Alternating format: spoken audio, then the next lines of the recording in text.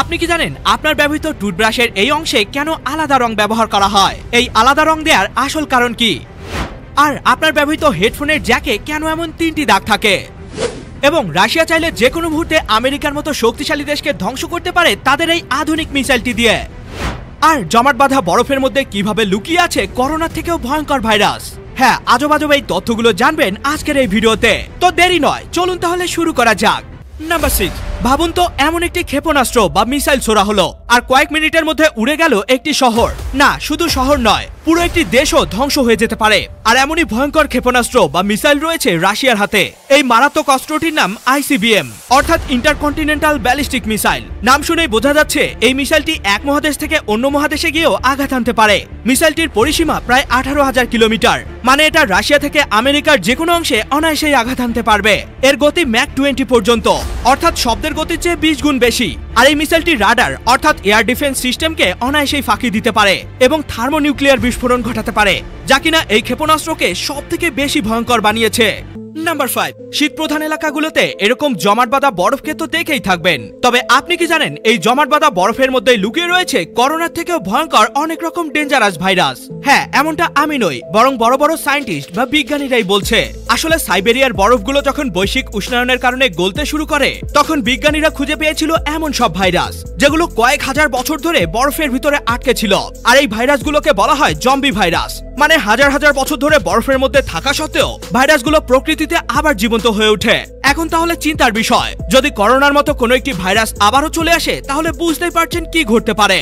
Number 4, বন্ধুরা, আমরা যখন ড্রাইভিং লাইসেন্স করতে যাই তখন তো আমাদেরকে গাড়ি চালিয়ে অনেক রকম পরীক্ষা দিতে হয়। ঠিকঠাক মতো পরীক্ষায় পাশ করতে পারলে তবেই লাইসেন্স পাওয়া যায়। তবে একটা সময় ছিল যখন আপনি গেম খেলেই ড্রাইভিং লাইসেন্স পেয়ে যেতে পারতেন। হ্যাঁ বন্ধুরা, 1950 সালের দিকে ড্রাইভিং লাইসেন্স পাওয়ার জন্য ঠিক এভাবেই টেবিলের একপাশে আরামসে বসে গাড়ির স্টিয়ারিং ঘুরিয়ে খেলনা গাড়িগুলোকে ঠিকঠাকভাবে পরিচালনা বা পার্কিং করে সহজেই ড্রাইভিং লাইসেন্স পাওয়া যেত।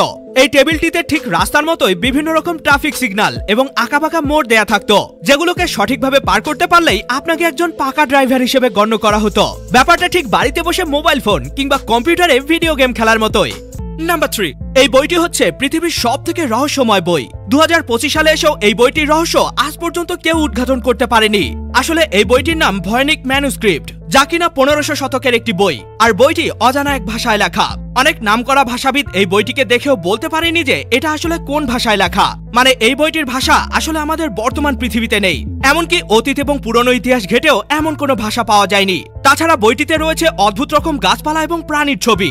এছাড়াও এমন অদ্ভুত রকমের ছবিও রয়েছে যার মানে বা অর্থ আজও কেউ ডিকোড করতে পারেনি। সত্যি বলতে এই বইটি এখনো এক রহস্যই থেকে গেছে। নাম্বার 2, আপনি কি জানেন ক্যালেন্ডারে এমন একটি মাস এবং এমন একটি দিন আছে যে দিনে জন্মগ্রহণ করলে পরবর্তীতে জন্মদিন পালন করার জন্য আপনাকে পুরো 4 বছর অপেক্ষা করতে হবে। আর এটা এমন একটা মাস যে মাসে পৃথিবীতে সবথেকে কম মানুষের জন্ম হয়। যেখানে অন্যান্য মাসগুলো 30 কিংবা 31 দিনে হয়ে থাকে, সেখানে ফেব্রুয়ারি এমন একটা মাস যে মাস কিনা 28 দিনে হয়ে থাকে। আর লিপ ইয়ার গুলোতে 29 দিনের হয়ে থাকে। তাই তো অন্যান্য মাসগুলো থেকে 2-1 দিন কম হওয়ার কারণে এই মাসে সবথেকে কম মানুষের জন্ম হয়। সবথেকে ইন্টারেস্টিং ব্যাপার হলো, যদি কেউ 29 ফেব্রুয়ারিতে জন্মগ্রহণ করে তাহলে পরবর্তীতে তার জন্মদিন পালন করার জন্য পুরো 4 বছর অপেক্ষা করতে হবে। কারণ ফেব্রুয়ারি মাসের 29 তারিখ শুধুমাত্র লিপ ইয়ার বা 4 বছর পরপরই হয়ে থাকে। তো আপনারা কে কোন মাসে জন্মগ্রহণ করেছেন তা আমাকে কমেন্টে জানাতে ভুলবেন না।